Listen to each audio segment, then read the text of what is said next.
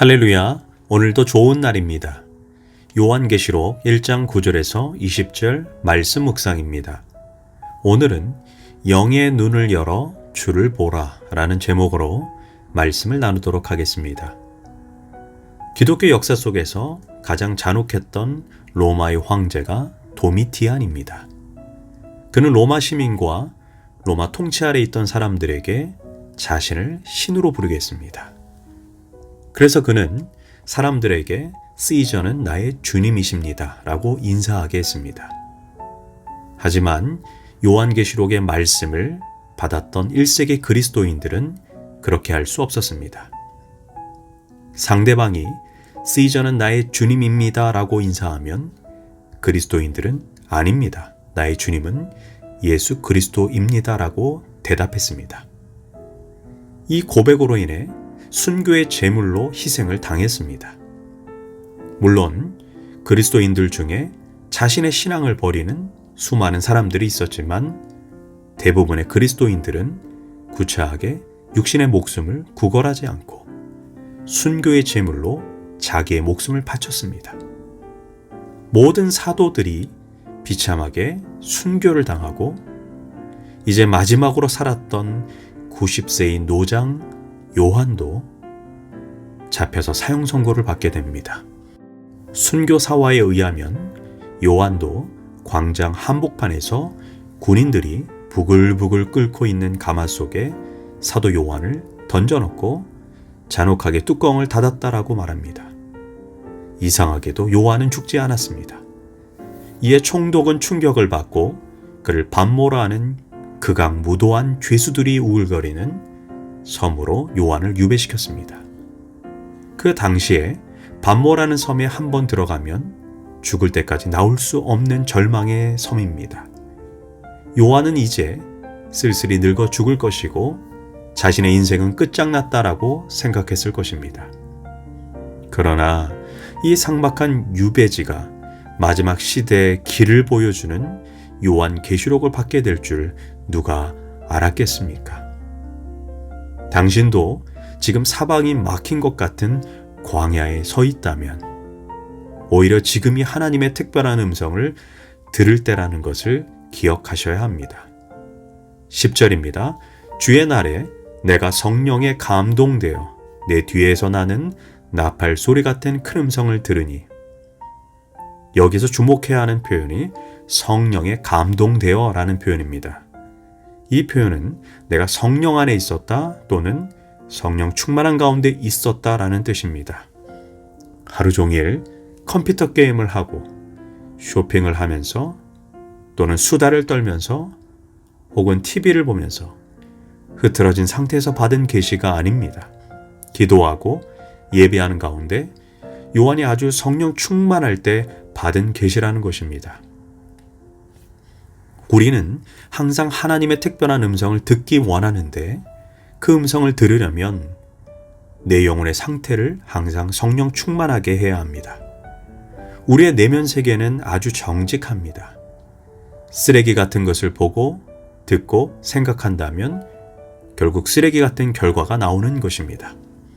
늘 우리는 말씀 충만, 기도 충만, 찬양 충만, 감사 충만이 넘쳐나야 합니다. 요한이 성령님과 충만한 교제 가운데 하나님의 나팔 소리 같은 음성을 듣게 됩니다. 이는 절대 우연이 아닙니다. 11절입니다. 내가 보는 것을 두루마리에 써서 예배소, 서머나, 버가모, 도아디라, 사데, 빌라델피아, 라우디게아 등 7 교회에 보내라. 그런데 그 당시에 소아시아에는 수백 개의 교회가 있었습니다. 그런데 왜 하필 7 교회만 택해서 말씀하셨을까요? 그 이유는 7 교회가 가진 문제와 상황이 모든 시대, 모든 장소에 존재하는 교회들의 특징을 대표하는 모형이기 때문입니다. 그런데 주님은 7 교회에게 편지를 보내기에 앞서 먼저 요한에게 성령 안에서 주님의 모습을 환상 가운데 보여주십니다. 13절과 16절입니다. 촛대 사이에 인자 같은 이가 발에 끌리는 옷을 입고 가슴에 금띠를 띠고 그의 머리와 털의 희기가 흰 양털 같고 눈 같으며 그의 눈은 불꽃 같고 그의 발은 풀무불에 단련한 빛난 주석 같고 그의 음성은 많은 물소리와 같으며 그의 오른손에 7뼈리 있고 그의 입에는 좌우에 날선 검이 나오고 그의 얼굴은 해가 힘있게 비치는 것 같더라. 요한은 여기에서 다시 오실 주님의 영광스러운 모습을 조목조목 설명해 줍니다. 첫째로 촛대 사이에 인자 같은 이가 발에 끌리는 옷과 금띠를 둘렀다라고 말합니다. 발에 끌리는 옷은 그 당시 대제사장들이 입던 옷입니다. 바로 예수님이 우리의 대제사장 되심을 말해주고 있는 것입니다. 대제사장의 책임은 사람들의 죄와 연약함, 문제를 대신 짊어지고 하나님과 인간 사이의 중보자 역할을 하는 존재입니다. 그러므로 지금도 성도들이 문제를 가지고 예수님께 나아가면 그분이 우리의 문제를 가지고 하나님 앞에서 책임을 져주신다는 것입니다.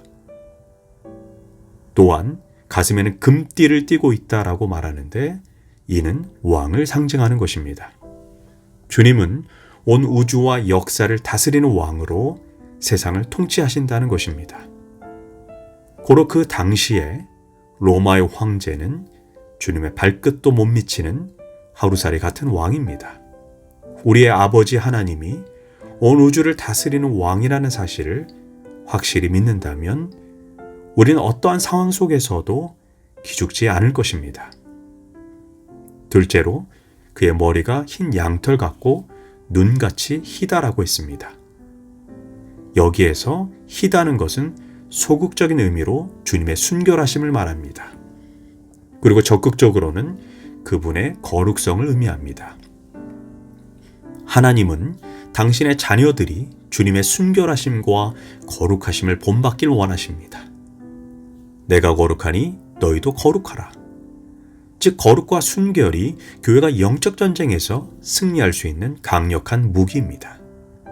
아무리 교회가 많은 일을 하고 선한 사업을 해도 거룩과 순결이 없다면 결국 마귀에게 무참하게 무너질 것입니다. 그러므로 우리는 항상 회개함으로 거룩과 순결의 옷을 입어야 합니다. 셋째로 예수님은 불꽃 같은 눈을 가지셨다라고 말합니다. 이는 사물의 본질과 인간의 숨은 패부를 꿰뚫어 보시는 예수님의 눈을 의미합니다. 나는 사람의 외모를 보지 않고 중심을 본다라고 말씀했습니다. 사람들이 함부로 살아가는 것은 하나님이 안 보시고 못 보신다고 생각하기 때문입니다. 전능하신 하나님은 불꽃 같은 눈으로 사람의 마음의 동기, 감춰진 의도까지 다 파악하고 계신다는 것을 우리는 잊지 말아야 합니다. 넷째로 예수님의 발은 풀무불에 단련한 빛난 주석과 같다라고 했습니다. 성경에서 발은 정복자, 승리자의 이미지를 나타냅니다. 로마서에서 사단을 그 발 아래 상하게 하시리라. 즉 주님은 진정한 정복자여 승리자라는 것입니다. 십자가에 못 박히실 때에는 상처나고 피 흘리던 주님의 발이었지만 장차 심판해 주러 오실 때에는 모든 나라와 권세들이 주님의 발 앞에 무릎을 꿇게 될 것입니다. 다섯째로 예수님의 음성은 많은 물소리와 같다라고 말합니다. 나야가라 폭포는 1초에 7천만 톤의 물을 떨어뜨린다라고 말합니다. 나야가라의 배를 타고 바로 폭포 밑까지 가서 물소리를 들은 적이 있습니다. 고막이 먹먹할 정도로 거대한 소리입니다. 마지막 날에 모든 사람은 심장이 떨릴 정도로 두렵고 떨리는 주님의 음성을 듣게 될 것입니다. 여섯째로 예수님은 좌우에 날선 검을 가지셨다라고 했습니다. 이는 말씀의 검, 성령의 검입니다. 하나님은 말씀으로 세상을 심판하시고 성령의 검으로 사단의 권세를 회파하십니다. 성도는 항상 하나님의 말씀을 듣고 지키고 순종해야 합니다. 그리고 성령의 능력으로 어둠의 세력을 무너뜨려야 합니다. 이처럼 요한은 계시를 통해 핍박을 받고 조롱을 당하는 하나님의 백성들에게 영의 눈을 들어 예수 그리스도를 보라고 말해주고 있는 것입니다. 로마 황제는 인간의 육신을 비록 죽일지 모르지만 육신과 영혼을 능히 멸할 주님을 더욱 두려워하라는 것입니다. 이에 초대교회 성도들은 결코 기죽지 않고 순교당하면서 자신을 죽이는 자들을 도리어 축복했다라고 말합니다. 어떻게 그게 가능했을까요? 살아계신 주님을 보았기 때문입니다. 우리의 삶의 환경을 보면 낙심하고 절망할 수밖에 없는 상황이 가득합니다. 그러나 우리가 영의 눈을 열어 하나님을 본다면 그 환경보다 크시고 문제보다 크신 하나님을 보게 되고 그 하나님을 붙잡으면 어떤 문제든지 우리는 돌파할 수 있음을 기억해야 합니다. 기도하겠습니다. 하나님, 우리가 삶의 여정에서 사람을 두려워하지 않고 오직 영과 육을 모두 멸할 하나님을 두려워하고 인식하며 인생을 살게 하소서. 그럴 때 참으로 거룩하고 순결한 삶이 될 줄 믿습니다. 예수님의 이름으로 기도합니다. 아멘.